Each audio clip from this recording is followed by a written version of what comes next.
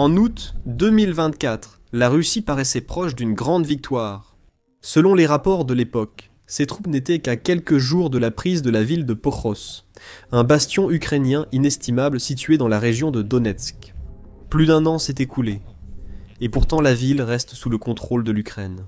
Même aujourd'hui, malgré un effectif 8 fois supérieur à celui de son adversaire, l'armée russe ne progresse toujours pas à Pokros, subissant une défaite humiliante après l'autre. C'est une histoire remarquable, un témoignage de la résilience inspirante de l'Ukraine et de sa capacité extraordinaire à s'accrocher et à défendre ses positions stratégiques les plus précieuses. C'est aussi une preuve supplémentaire de l'incompétence stupéfiante de la Russie. Et tout a commencé il y a plus d'un an, à l'été 2024.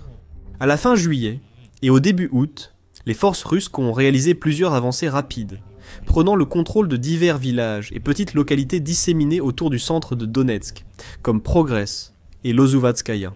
Chaque prise les rapprochait de Pokrovsk, et les craintes ont commencé à grandir que la ville soit sur le point de tomber aux mains de l'ennemi, alors que les forces russes gagnaient du terrain, jour après jour. Sergueï Dobriak, chef de l'administration militaire de la ville de Pokrovsk, a ordonné une évacuation le 15 août. Aujourd'hui, l'armée russe s'est rapprochée de Pokros, ses forces se trouvant à un peu plus de 10 km de la ville. Ils ciblent les infrastructures essentielles, ainsi que les bâtiments résidentiels, ce qui entraîne des victimes civiles. Pendant ce temps, de nombreuses agences de presse à travers le monde ont publié des rapports alarmants sur la situation en cours. Oleksandr Sersky, commandant en chef des forces armées ukrainiennes, a confirmé que les combats à Pokros étaient plus intenses que sur le reste du front. Et même le président du pays, Volodymyr Zelensky, était de façon compréhensible préoccupé par l'avenir de la ville, déclarant cela cet été. Aujourd'hui, les forces russes concentrent le plus grand nombre de personnel, le plus grand nombre d'armes et de bombes aériennes guidées, tout ce qu'ils ont, dans la direction de Pokros. La situation semblait sombre. Et la situation était encore aggravée par le fait que les forces russes étaient environ 4 fois plus nombreuses que les Ukrainiens dans la région, avec environ 20 régiments et brigades russes opérant à l'est de Pokros à ce moment-là, pour un total d'environ 40 000 soldats. L'Ukraine ne pouvait aligner que 6 brigades, soit environ 12 000 soldats dans la région. Ils faisaient tout pour défendre la ville et ses environs, tandis que chaque jour, les Russes approchaient. Même dans le meilleur des cas, les défenseurs ukrainiens ne pouvaient que ralentir l'avancée ennemie. Une fois qu'ils atteindraient les limites de la ville, ils pourraient peut-être les empêcher de prendre le contrôle total immédiatement.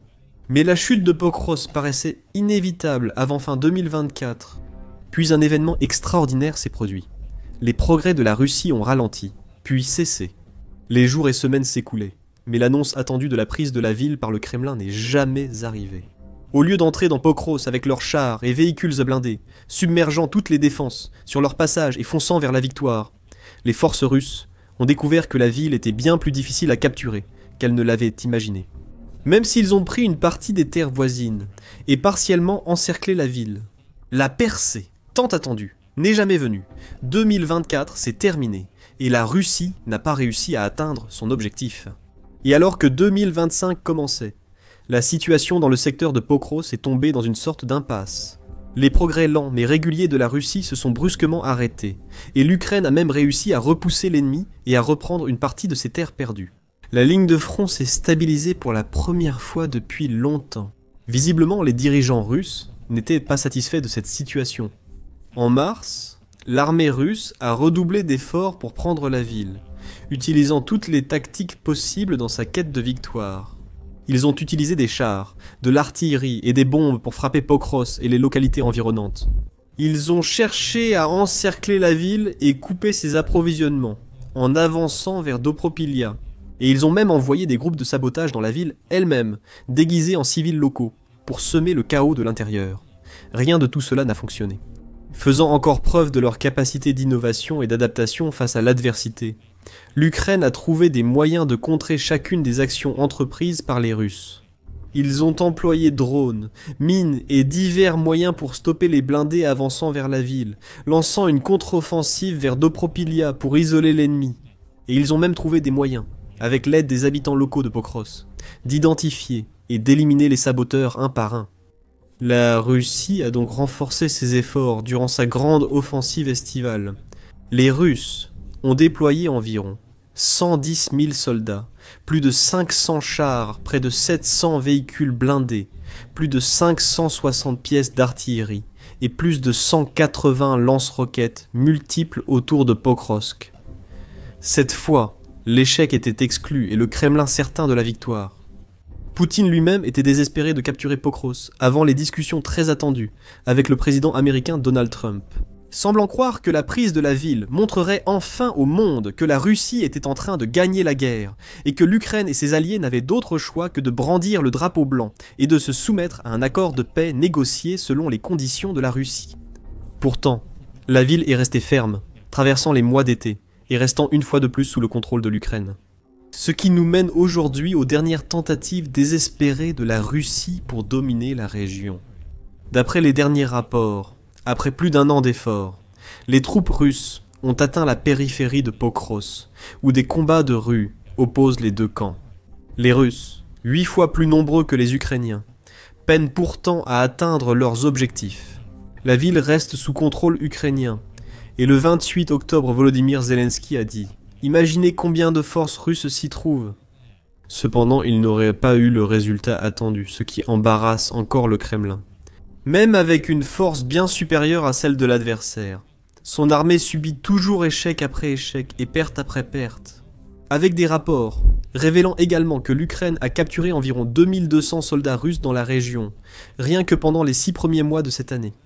D'innombrables autres ont été blessés ou tués lors des multiples assauts mal planifiés et lamentablement coordonnés contre la ville au cours de l'année 2025. Et beaucoup d'autres risquent de périr dans les jours et semaines de combats urbains intenses qui s'annoncent. Pourtant, la Russie jette tout ce qu'elle a contre la ville. Des sources militaires ukrainiennes affirment que la Russie possède 10 fois plus de drones que l'Ukraine dans cette zone. Et certains de ces soldats répètent de la stratégie de sabotage observée plus tôt cet été, où des troupes se déguisent en civils afin de passer les lignes de défense et d'infiltrer le centre-ville. Les Russes, malheureusement, contrôlent désormais par le feu toutes les routes de sortie de la ville, puisqu'ils ont réussi à capturer une grande partie des terres environnantes. Cela rend impossible l'évacuation sécurisée des habitants restants. Environ 1200 civils vivent encore à Pokros, soit une infime partie des plus de 60 000 habitants d'avant-guerre. Pourtant, ce sont de nombreuses vies innocentes qui sont de plus en plus en danger, car l'armée russe n'a pas la meilleure réputation en ce qui concerne le traitement des civils en temps de guerre. En effet, des rapports ont déjà fait état de soldats russes ouvrant le feu sur les habitants, comme l'a indiqué un récent communiqué de l'Institut pour l'étude de la guerre. Les tactiques russes à Pokros ont piégé des civils à l'intérieur de la ville, augmentant ainsi le risque de préjudice indiscriminé envers la population civile. L'administration militaire ukrainienne de Pokros a signalé que les forces russes ont pris le contrôle de toutes les voies de sortie de Pokros, piégeant ainsi 1200 civils à l'intérieur de Pokrovsk. L'administration militaire de Pokros a rapporté que les forces russes tuent les civils qui tentent d'évacuer, que ce soit à pied ou en véhicule. Heureusement, les forces ukrainiennes peuvent encore fournir nourriture, eau et aide médicale à ceux piégés dans la ville, et elles continueront à faire tout leur possible pour protéger la population locale du danger. Il ne fait aucun doute que la mainmise de l'Ukraine sur la ville a commencé à s'affaiblir. De petits escadrons de soldats russes progressent dans les rues de la ville, tandis que les défenseurs ukrainiens sont envoyés pour les traquer et les éliminer. Le sort de la ville est en jeu. Le fait que l'Ukraine ait tenu si longtemps et revendique encore le contrôle de grandes parties de la ville est une grande victoire. En soi, la Russie pensait qu'elle s'emparerait de cette ville il y a des mois. Elle pensait contrôler totalement la zone à ce stade et progresser dans la prise d'autres lieux de la ceinture de forteresses du Donetsk, tels que Kramatorsk et Sloviansk, ou à s'enfoncer plus profondément dans le pays, et à se rapprocher toujours plus de sa capitale, Kiev. Poutine s'attendait à pouvoir annoncer la prise de Pokros aux foules dès l'été dernier, se vanter des avancées de son armée auprès de Trump et d'autres dirigeants mondiaux. Même avec des soldats russes déjà dans la ville, le chef du Kremlin attend toujours la victoire qu'il pensait acquise depuis longtemps. Et il pourrait attendre encore longtemps, car les défenseurs ukrainiens tiennent bon et n'ont aucune intention de quitter Pokrovsk de sitôt. Un major ukrainien, dont la brigade est stationnée dans la région, a confirmé qu'il n'y a actuellement aucun plan de retraite, déclarant « Nous tenons la ville, pour l'instant. C'est un chaos stable là-dedans ». Le major, qui a préféré rester anonyme lors de son entretien avec les journalistes, a ajouté qu'environ 200 à 250 soldats russes se sont rassemblés du côté sud de la ville. La situation de combat actuelle est des combats de rue. Cela représente un grand changement dans la dynamique des combats. Pendant longtemps, une grande partie des combats pour Pokros se déroulaient en périphérie et dans les territoires entourant la ville, y compris les champs, les terres agricoles, les routes rurales et les petits hameaux avec de longues lignes de vue et de vastes zones à découvert. Les drones ukrainiens pouvaient ainsi opérer avec une certaine liberté et flexibilité. Ils survolaient des cieux dégagés pour repérer, localiser puis éliminer leurs cibles au sol. La situation a totalement changé aujourd'hui. Les troupes s'affrontent désormais dans les rues des villes, comptant sur des véhicules détruits et d'autres débris pour se mettre à l'abri pendant qu'elles échangent des tirs avec leurs ennemis. Heureusement, l'Ukraine a un énorme avantage ici, car elle connaît bien la ville. C'est le territoire ukrainien, et de nombreux soldats de Kiev sont stationnés à Pokros et autour depuis des mois. Ils connaissent chaque rue, chaque tournant, chaque recoin, et ils ont prouvé à de nombreuses reprises qu'ils sont plus que capables de tirer pleinement parti de l'avantage de jouer à domicile. Cela ne leur garantira pas la ville à jamais, mais c'est peut-être ce qu'il leur faut. Pour retarder les avancées de la Russie, et peut-être tenir assez longtemps pour que des renforts ou des armes supplémentaires arrivent, et les renforts sont déjà en route. Le commandant a confirmé aux médias que des unités des forces spéciales ukrainiennes et des groupes d'assaut entraient dans la zone pour renforcer les défenses de Pokros, et selon lui, nettoyer les troupes russes qui étaient entrées. Le président Zelensky l'a confirmé lundi aux journalistes. Le dirigeant ukrainien a confirmé qu'après analyse des images satellites et des rapports de drones, environ 200 Russes étaient présents dans la ville. Il a ajouté que les positions défensives autour de la zone étaient renforcées et que des drones ukrainiens surveillèrent le ciel pour recueillir des renseignements essentiels et aider l'armée à planifier. Zelensky a reconnu que la prise de Pokros était clairement un objectif prioritaire pour le Kremlin et que l'ennemi disposait de forces et de ressources largement supérieures. Mais il était resté confiant que ses troupes montreraient le même courage et la même résilience, devenus synonymes du peuple ukrainien ces dernières années. Il a aussi affirmé que dès que les soldats russes sortent de leur cachette, ou dès qu'il y a des tirs venant d'un point ou d'un autre, les forces ennemies sont repérées et détruites. Zelensky a également souligné 2 points importants à retenir de cette situation. Premièrement, parce que la Russie est tellement déterminée à prendre Pokros par tous les moyens nécessaires. Elle a détourné des forces et ressources d'autres secteurs du front. Cela signifie que certains secteurs sont maintenant plus faibles, ce qui pourrait offrir des opportunités pour une ou plusieurs contre-offensives ukrainiennes, plus loin sur le front. L'Ukraine a déjà montré sa capacité à penser tactiquement, cibler les faiblesses ennemies, et frapper au moment et endroit opportun pour causer des dégâts durables. Elle pourrait donc déjà examiner d'autres zones du Donetsk, du Louhansk, ou d'autres régions où les forces russes se sont affaiblies. Et elle pourrait mener une ou plusieurs attaques surprises de son propre chef dans les jours et les semaines à venir.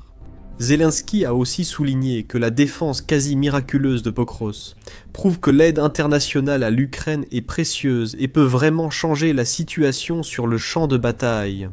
Les forces ukrainiennes ont pu résister longtemps, uniquement grâce au soutien de nombreux alliés et aux armes, fournitures, munitions et fonds reçus. Tant que l'aide continue d'arriver, ils devraient pouvoir maintenir ce même niveau de résilience surhumain. Non seulement à Pokros, mais aussi dans d'autres villes et cités importantes à travers leur territoire. Zelensky a résumé en disant que l'Ukraine contrôle toujours Pokros et que la Russie est constamment obligée de reporter ses plans de campagne, tout en subissant de lourdes pertes, aussi bien dans les secteurs de Pokros que de Dobropilia, où les opérations ukrainiennes continuent de neutraliser les offensives incessantes de l'ennemi. Il faut aussi souligner que la Russie n'a pris aucune grande ville ukrainienne depuis la capture d'Adivka, bastion clé de Donetsk, en février 2024. Avant cela, la plus grande victoire du Kremlin fut la sanglante bataille de Bakhmout, débutée en juillet 2022, il y a plus de 3 ans. Certains observateurs ont comparé cette bataille à l'offensive en cours à Pokros. Selon le major ukrainien sur place, toute comparaison est impossible. Les gens essaient de la comparer à Bakhmout, mais ce sont des situations différentes. Ici, il n'y en a pas autant, des Russes, et la plupart d'entre eux se cachent simplement quelque part dans des sous-sols. Comme le souligne le major, l'Ukraine n'affronte pas encore d'offensive ennemie écrasante ou inévitable. Elle n'affronte ni de nombreux chars et véhicules blindés dans ses rues, ni une multitude de soldats tyrans avec des automates Kalachnikov 74 sur les fortifications ukrainiennes. Il s'agit plutôt d'une petite force russe dispersée, dont de nombreux soldats ennemis se cachent en attendant des renforts. Plutôt que de tenter une grande offensive agressive plus en profondeur dans la ville, plusieurs autres sources ukrainiennes ont confirmé que la situation n'a pas encore atteint un niveau critique pour le moment. Le 7e corps des forces d'assaut aérien, engagé à Pokros, a publié un long message sur Telegram sur la situation. Les défenseurs de Pokros résistent activement aux occupants. Récemment, notre défense a été renforcée par de nouvelles unités, en particulier des troupes d'assaut, de l'artillerie, des équipages de drones et d'autres composantes des forces de défense.